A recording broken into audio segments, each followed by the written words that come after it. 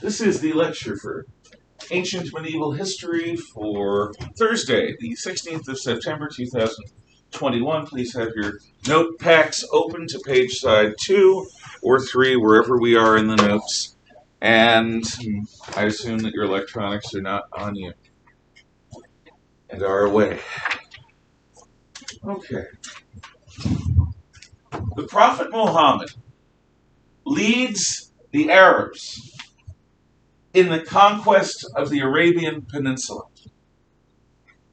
unifying these people,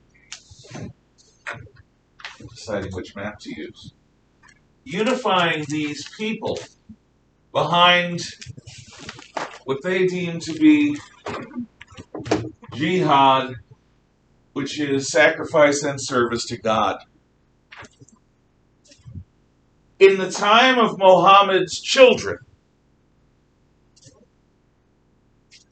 the new Persian Empire, which is not this, it's the old Persian Empire, but the Arabian Peninsula unified, conquers a Persian Empire that Rome had tried and failed to conquer for about 400 years. In the time of Muhammad's grandchildren, after having absorbed Arabia and the Persian Empire,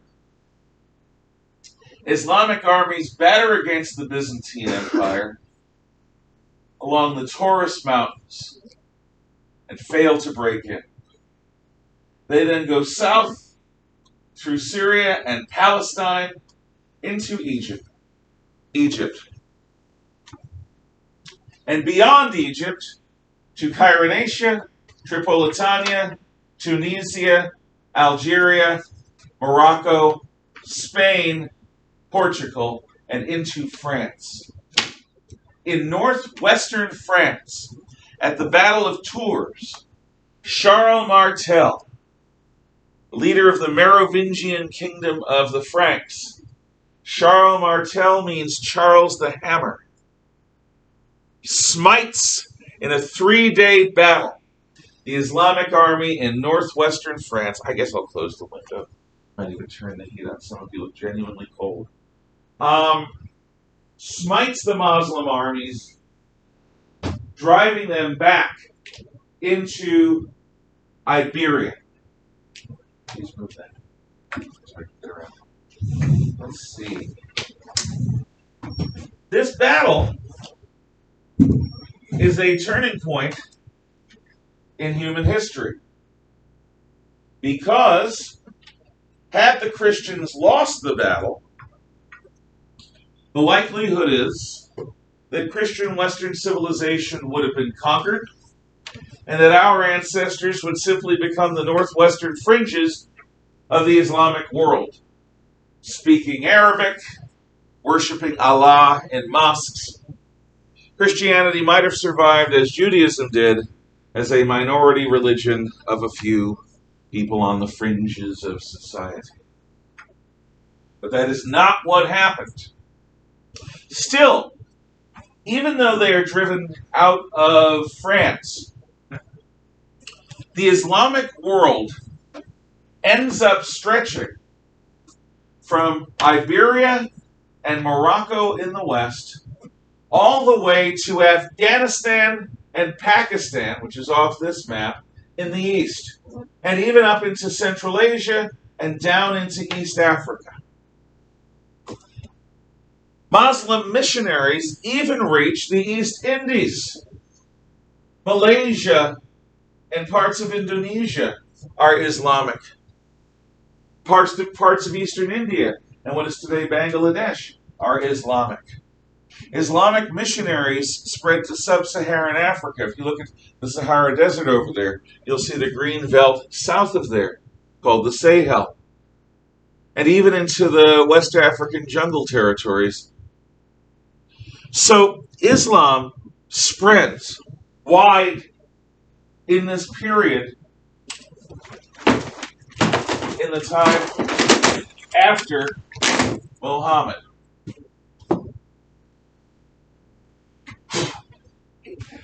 I don't know why. It drives me crazy.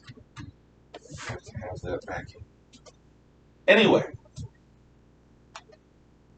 how is it that a group of desert nomads can conquer from the Atlantic Ocean to India, an empire larger than Rome, larger than Persia, larger than Alexander the Great, by far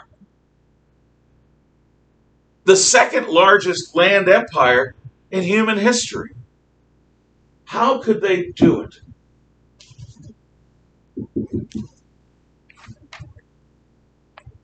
Well, they have a physical and a moral reason for their superiority in battle.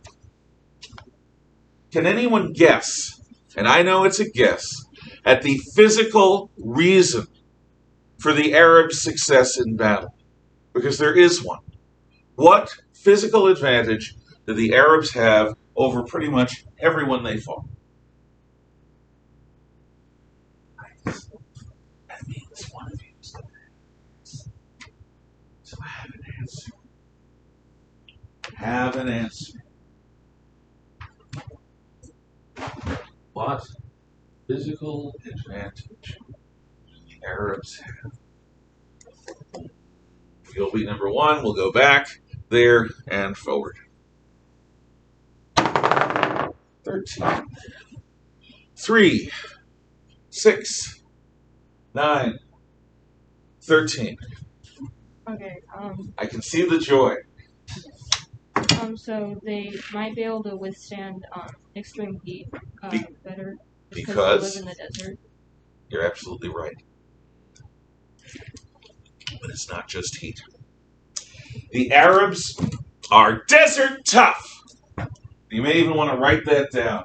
They are desert tough. The Arabs are desert tough. When an Arab looks at almost anyone else, if they're from the desert, for thousands of years they say, you're water fat. And what that means is you have enough water in your body so that your cells are all plump and your skin has a certain texture to it. And Arabs, in traditional times before the modern era of oil, have to subsist on far less water than a normal person does.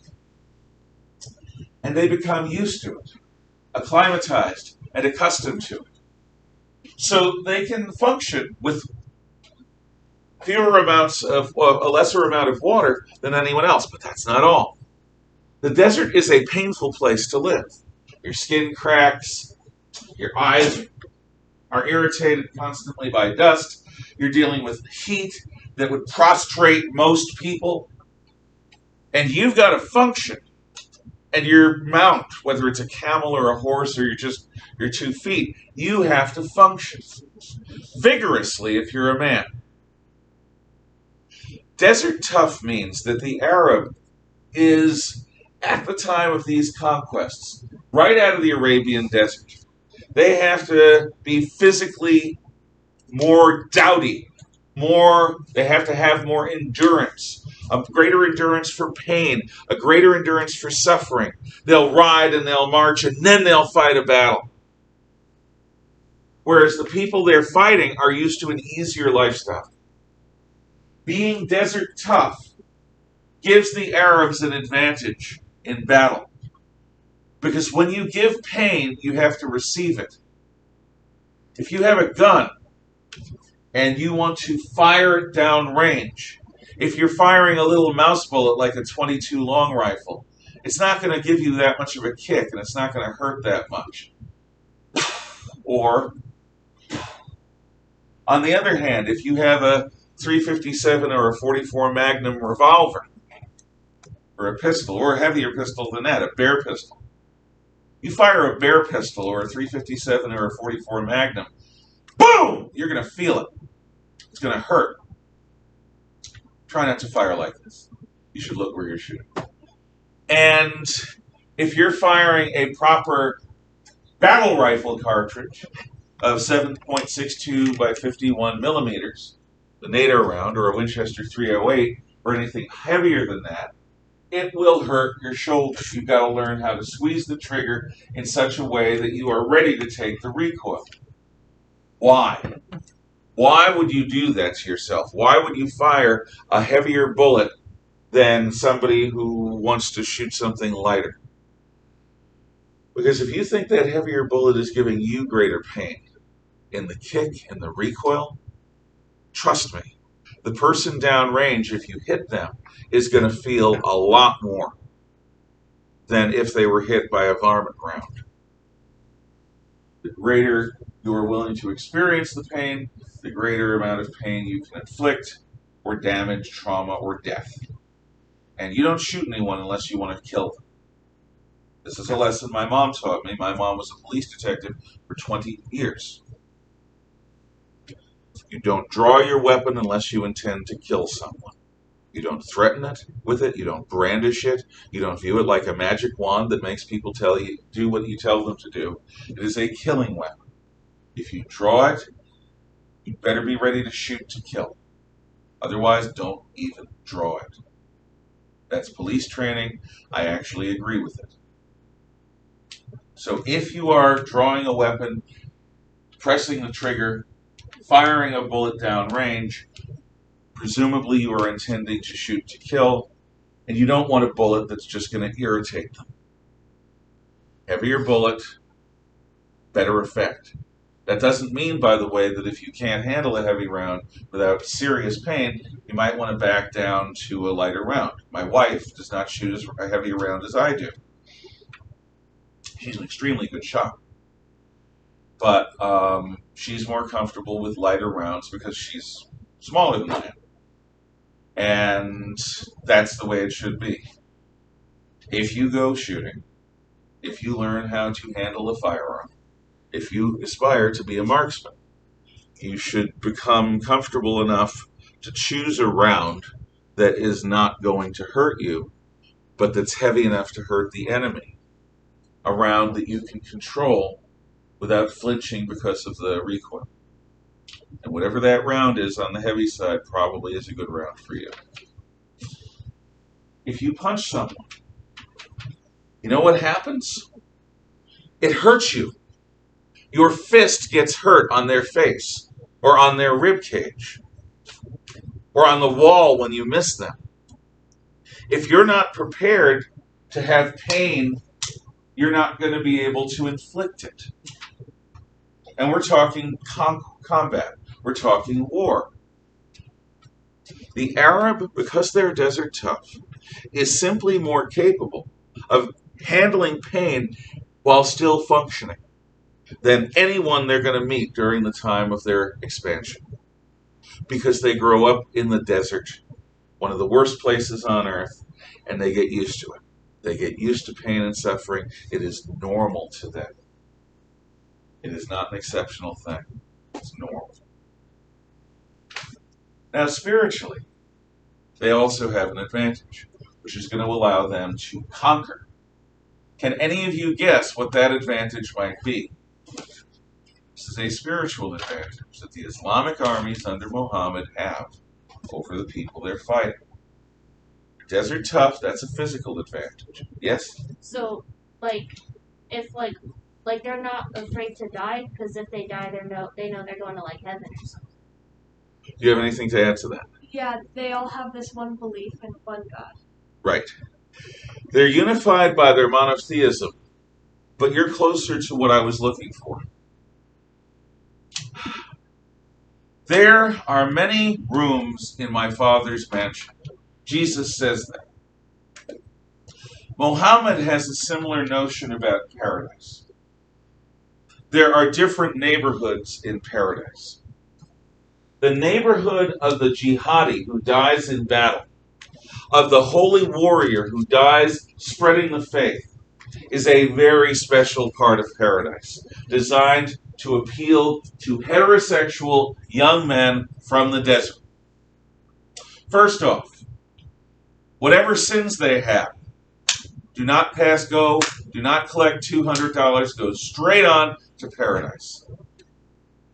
So if you die in a holy war, and you are in a state of sin as a Muslim, those sins will be forgiven because of your choice to give your life for the sake of the faith.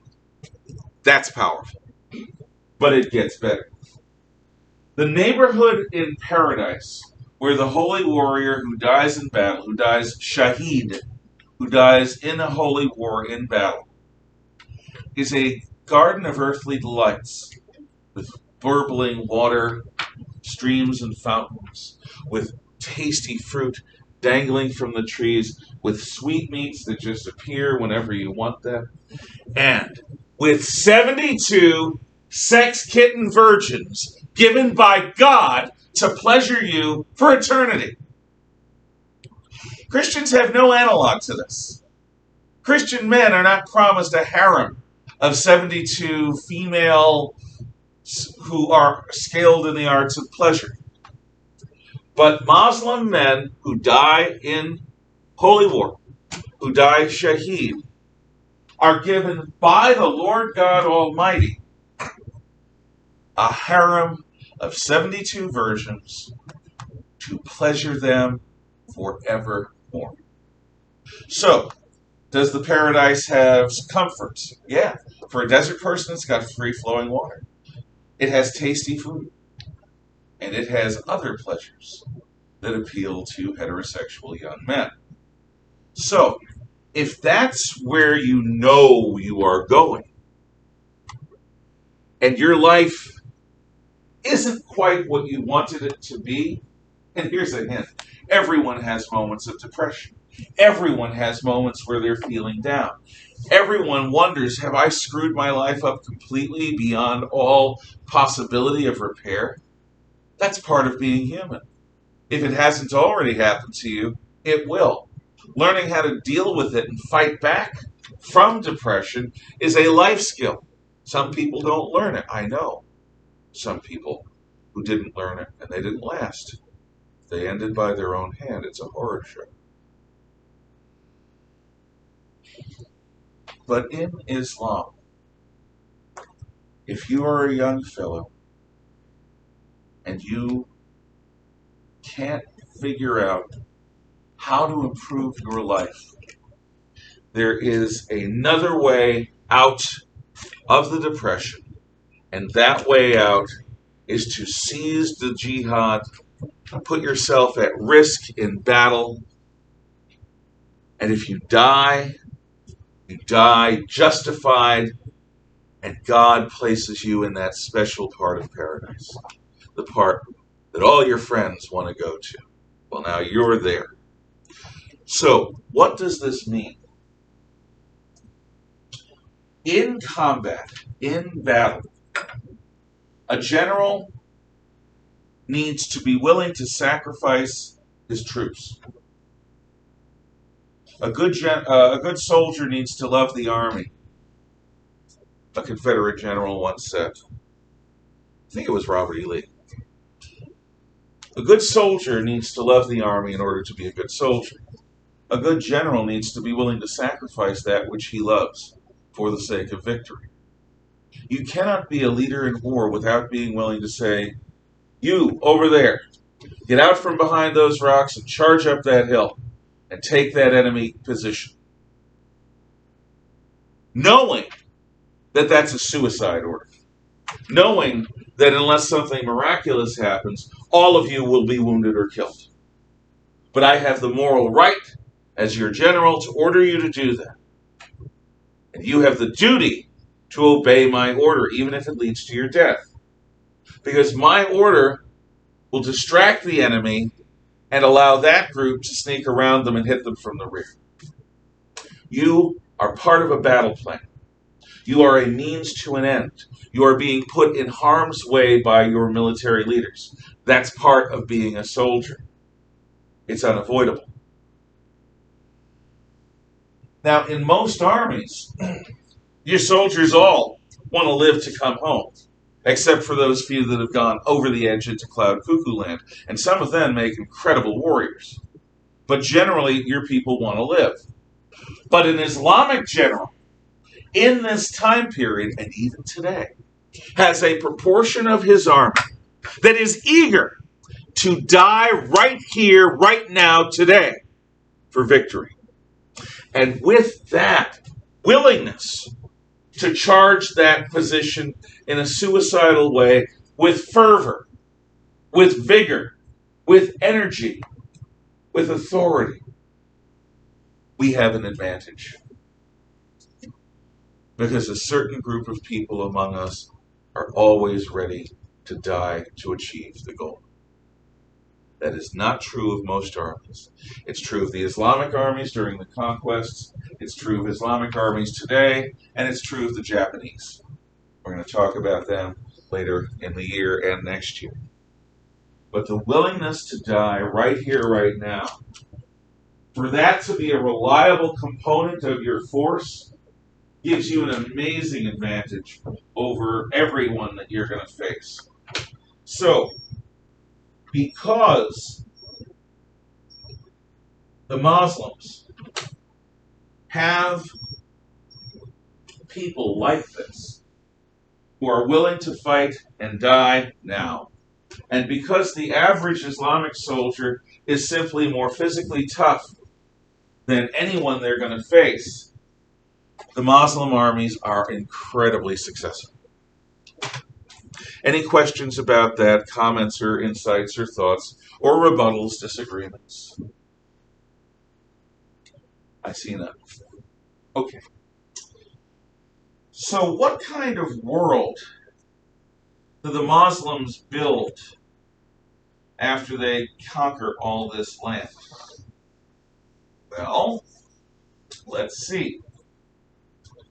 1,000 years ago, if you were an alien from another world looking to become a tourist on the earth, and you wanted to visit some interesting places in a degree of comfort, there are a few civilizations that you could choose from.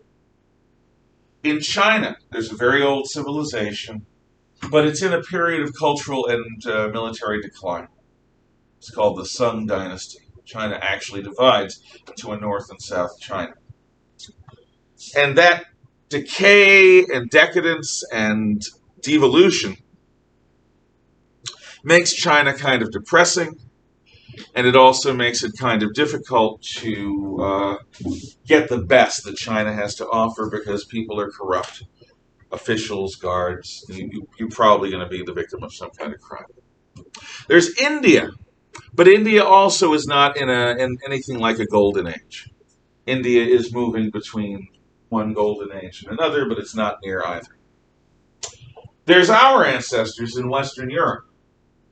But most of our ancestors, peasants, serfs, and slaves, vast majority of the population, live in muddled up, wattle and daub huts with thatched grass roofs, a hole in the roof for the smoke, a fire in the middle of the floor, side by side with your livestock in wintertime. Our ancestors might get a bath once or twice a year, whether they need it or not, when they fall into the creek. If somebody gets sick, our ancestors will slice open their veins, stick leeches on them, so that the leeches will suck out the evil humors and make you healthy again. Our ancestors did not have silks, did not have spices, and lived short, mean, and brutal lives during all the wars we fight.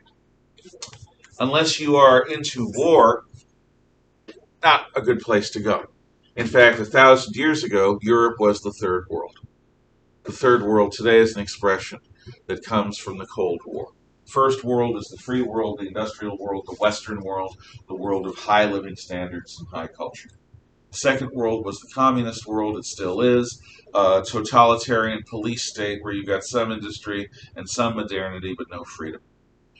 And the Third World are the former colonies of the equatorial and southern hemisphere regions in Africa, in Asia, in Latin America that tend to be backward and producers of resources but not finished goods. They tend to be disorderly, crime-ridden, corruptly led, not nice places to be.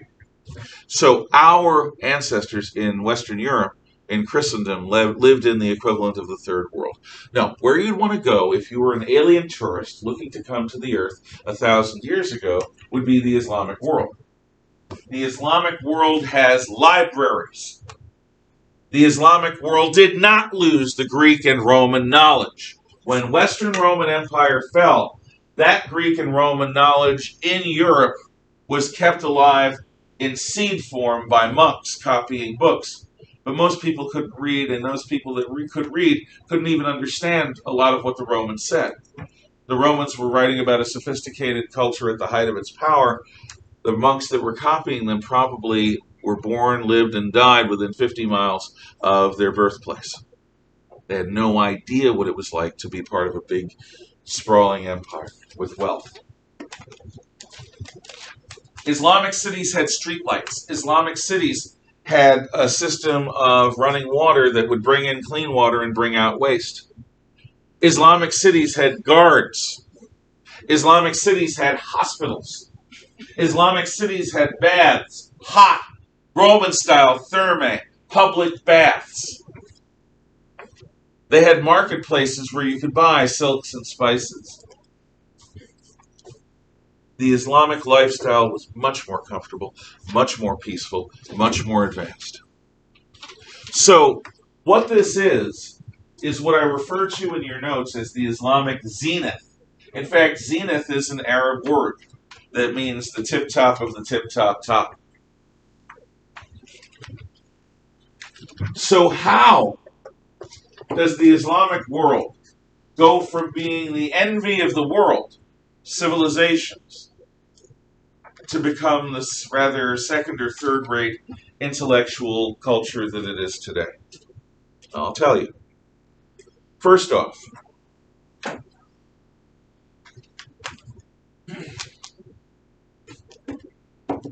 there was a 1-2 punch. The Muslims win a battle in 1071 called the Battle of Massacre.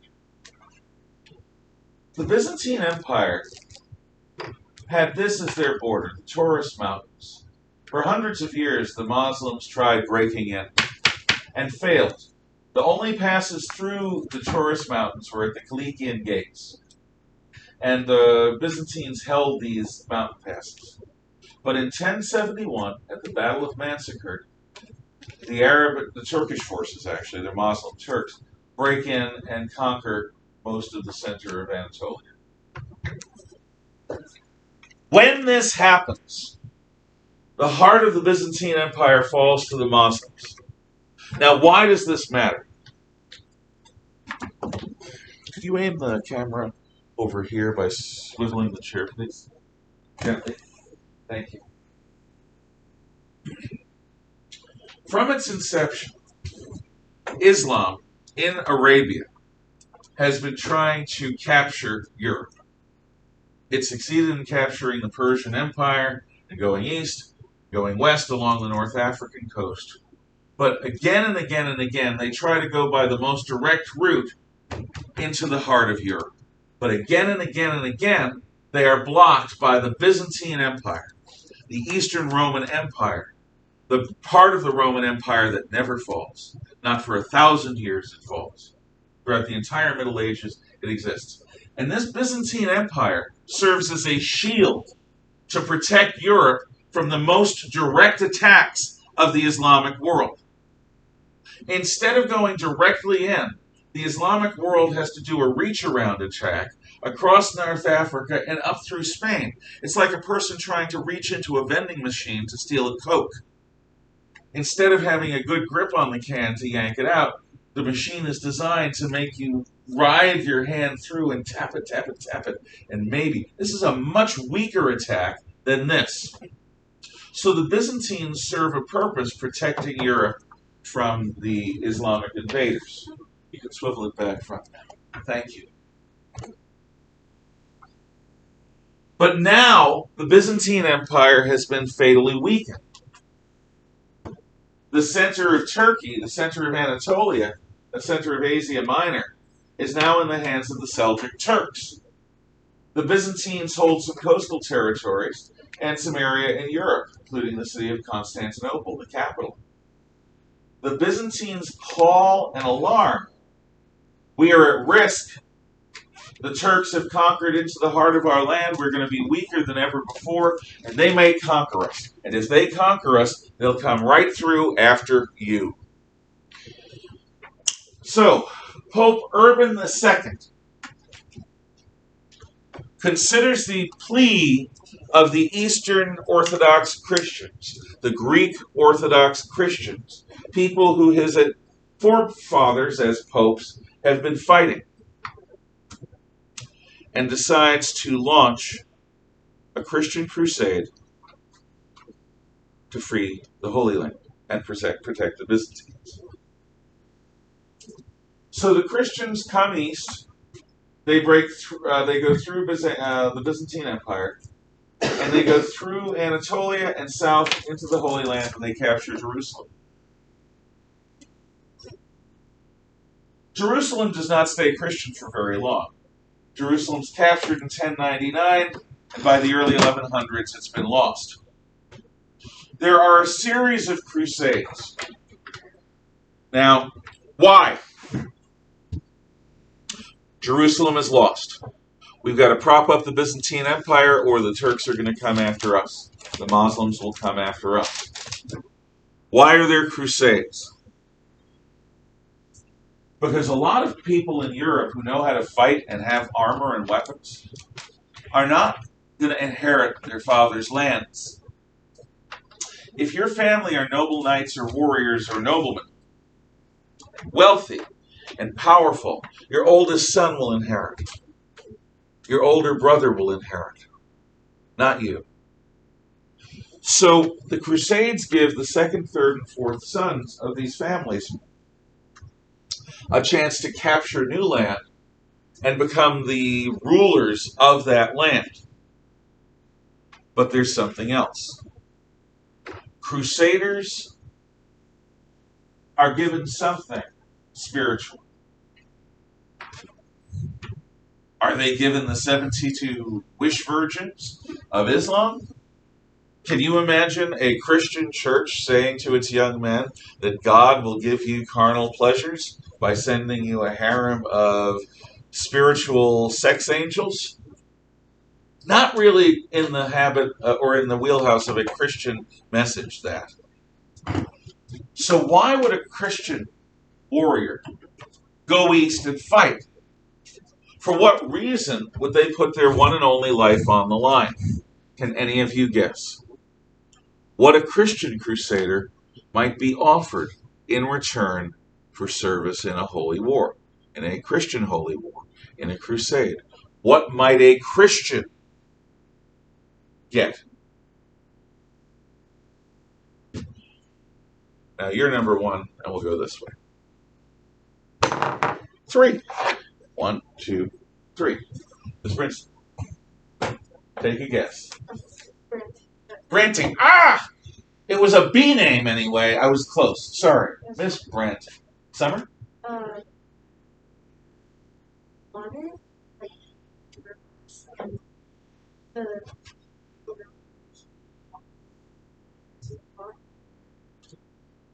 Honor, remembrance, glory.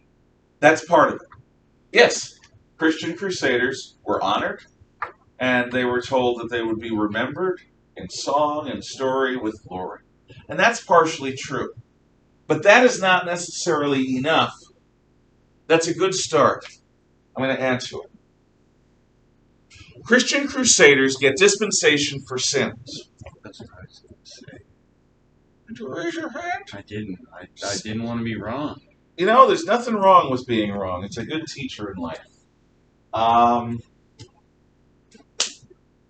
If you are a medieval Christian, there are 3 afterlives that you believe in. There is hell, the opposite of heaven, the absence of God, a place of eternal suffering for the wicked. There is heaven, where the saintly go to live eternally in the bliss of the presence of God. Angels, harps, clouds. But most of us are not irredeemably wicked or saints in human form. Most of us are in the middle. And so the medieval Christian, being a practical sort of person, believes in a third part of the afterlife. Do any of you know it? Purgatory. Purgatory! Purgatory! If you want to imagine the Department of Motor Vehicles, some of you may be getting your licenses soon, some of you may have them, some of you may be years away. In the Department of Motor Vehicles, classically, you go there, it's crowded, there are several lines. So you get in line, and you wait, and you wait, and you wait, and the line moves ever so slowly. Finally, you get up to the desk, and the lady says, "What?" And you say, "I'm here to get a driver's license. What do I do?" And she says, "You're in the wrong line. You should be in that line. And get the paperwork and fill it out." So you just wasted an hour. And then you go, you get the paperwork, you fill it out, you're in line, that line. And you finally get up to the desk, and the lady says, "That's the wrong paperwork. You got to go back and start over." So you've wasted another hour of your life. And then you can see this, how this builds up. The Department of Motor Vehicles is axiomatic and proverbial for frustrating encounters with an uncaring government bureaucracy. It is a place of suffering and misery. Unless you are very lucky, you're going to be in line for a long time, and you're going to be frustrated. Imagine that going on for 50,000 years. The purpose of purgatory is to take a person who leads a gray life, not black, not white, but gray. Somebody who has a bit of sinning and a bit of sainting. And through the suffering of annoyance, among other things, the sin is paid for, it is purged from you, thus purgatory, and when enough sin is purged from you, your soul floats up to heaven. That is what medieval Christians believe. So, what does a Crusader knight get? Time off from purgatory. Maybe even a direct line to heaven. Whatever your sins, they are forgiven. Do not pass go. Do not collect $200. Go straight to heaven. Now that, for a Christian, is a good deal. If you measure purgatory in tens of thousands of years, which many people did, because purgatory, you're not going to die. It's a subjective time. It just is horrible, horrible, horrible. To avoid that and go straight to heaven, that's a good thing. That's a really good thing. So Crusader Knights are motivated, and they go and they fight. They take Jerusalem for a while. Then the King of England, Richard Lionheart, fights the greatest Islamic general, Saladin. But eventually the Crusades peter out. One crusade has a bunch of knights on ships ready to go to the Holy Land to fight the Muslims, and they're convinced by the ship owners to instead rebuild the empire of the city of Venice, because they'll get paid. So soon the Crusaders become just another group of mercenaries. And then somebody gets the brilliant idea, I know. The problem with the Crusades, the reason why they're so tough, the reasons why they fail, is because we're waging war in the name of Christ. Why don't we wage peace? Yes, we'll wage peace in the name of Christ. What's that going to involve? Well, who's more innocent than a child? Who is more filled with the light of heaven than an innocent young person?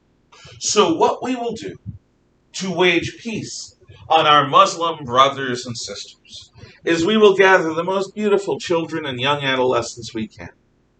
And we will train them to talk charmingly to the Muslims and put them on ships and send them to the Middle East And they will melt the heart of the Arab, they will turn the anger of the Turk, and they will bring love and brotherhood. Called the Children's Crusade. The ship owners who took these shiploads of kids didn't even go to the Middle East in most cases. They went to North Africa and sold these kids in the slave markets of Tunis and Algiers. What happened to these kids, I will not describe to you in class. But it is, oh, good, everyone, you're fine. What it is it's a variant of sex slavery. Some of the kids actually made it to the Middle East, where they were immediately sold into the sex slave trade at the slave markets. The Children's Crusade is such an unmitigated disaster that the spirit of crusading dies off. So, does this destroy the Arab world? No. It's an irritant. Why then do they, for about 150 years, succeed at having one or another kind of crusade?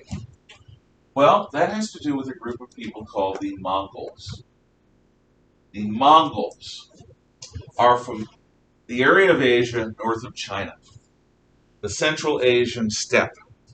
These are open fields under the sky, hot, buggy, and humid in the summertime, colder than central Canada in the wintertime. The Mongols are people of the horse. They grow up riding before they can walk. They're often bandy-legged because their legs and knees shape around the flanks of their horses more than they do by walking. The Mongols, when they want a good time, will drink fermented mare's milk as booze. They live in yurts, which are made of the felt of their sheep and goats, and they are tough. Like the Arabs were tough when they left Arabia, the Mongols are tough. They live in the stinking humidity and bugginess of the summer and the utter freezing cold of the winter. And their most prized possession is this shaggy pony that looks like a big Shetland pony, but uglier, called a steppe pony. It's not big and glorious like the Arabian horse. It's not huge and muscular like the Clydesdales that carried European knights into battle. It's this shaggy little pony who's used to living in this terrible, terrible weather, in this terrible, terrible land. The ponies are as tough as the Mongols. The Mongols are as tough as the ponies. The Mongols are a minor tribe among these peoples. And a bastard child named Temujin is cast out and left to die in the wilderness, but he survives. Temujin eventually comes back, and he takes power within this small Mongol tribe. And then he leads the Mongols to conquer the Khazars and the Tatars and the other tribes of this part of the world. What drives him is a vision that he was given by Tengri, the god of the stormy sky, to unify the 8 corners of the world under one tent. The people of Mongolia are pagans. They worship many gods. Temujin believes that he has been called by the strongest of them, the god of the stormy sky, to conquer nothing less than all of mankind. And he takes a new name when he conquers Mongolia, Genghis Khan. Genghis Khan means the emperor of mankind. It means the human emperor. It means the emperor of the world. Genghis Khan conquers China, and then his children's armies conquer Russia and Central Asia, North India, Iran, and Iraq, into the Middle East. This is the real threat. As the Crusaders are playing games in the Holy Land, most of the Islamic world is spending itself fighting the Mongols, because the Mongols can conquer them all. Hell, the Mongols almost conquer Europe. At their high point, they reach the Sejo River in central Hungary, just a couple of 100 miles from Vienna, the city at the center of Europe. And the Mongols win the battle against the European knights in Hungary. The only reason they don't invade the rest of Europe is because the Great Khan dies and the armies in Europe want to go back to Mongolia to take part in electing a new Great Khan. And they never end up coming back that far. The Mongols are not normal conquerors. When the Mongols send scouts to a new city, most of the time the new city closes its gates and prepares for war. The Mongol scouts report this. The Mongol scouts also collect 10 or 20 people who live in the city or near the city, and they strap them to trees or poles overlooking the city from a hilltop nearby. Then the Mongol army arrives, an army of horse archers and spearmen, and the army goes over the city walls. They'll find a way over or through, and then every woman is raped. Most of them are killed. Most children are killed. Almost all the men are killed. The only survivors are slaves sent back to the tribes in Mongolia. And then the city is burned top to bottom, from south to north, utterly destroyed. Most conquerors want cities because cities are engines of wealth and progress. Cities are like little hamsters on hamster wheels, making energy and wealth. But the Mongols don't like cities. They consider cities to be sissifying, turning men into girly men and women into God knows what. The eastern third of the Islamic world faces this, loses most of its cities, loses most of its population. The Islamic world never really recovers from this. It's like as if you took an ice pick and hit somebody in the head with it. What you've just done is traumatic brain injury. Now, certain types of nerves don't regenerate, including the brain. So when you do traumatic brain injury to someone, it's permanent. The Islamic world never recovers from the attack that the Mongols give. On top of this,